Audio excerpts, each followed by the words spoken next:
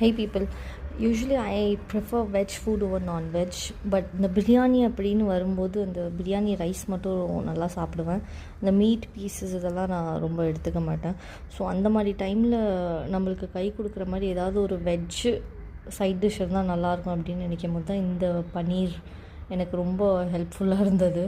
So இது ரொம்ப ஈஸியான ஒரு ரெசிபி. பன்னீரை கட் பண்ணி அதில் கொஞ்சமாக chilli powder, ginger garlic paste, salt, lemon, that's it. அவ்வளோதான். கொஞ்சம் தயிர் வேணால் போட்டுக்கலாம். போட்டு மேரினேட் பண்ணிட்டு ஒரு ½ அன் ஹவருக்கு அப்புறம் இந்த மாதிரி லைட்டாக பேனில் எண்ணெய் ஊற்றி சிக்கன் ஃப்ரை பண்ணுற மாதிரியே பேசிக்கலி இந்த பன்னீரை ஃப்ரை பண்ணி எடுத்தால் சூப்பராக இருக்கும். இது நீங்கள் அப்படியே ஒரு ஸ்நாக்காகவும் சாப்பிட்லாம், இல்லை சாலடில் கட் பண்ணி போட்டும் சாப்பிட்லாம்.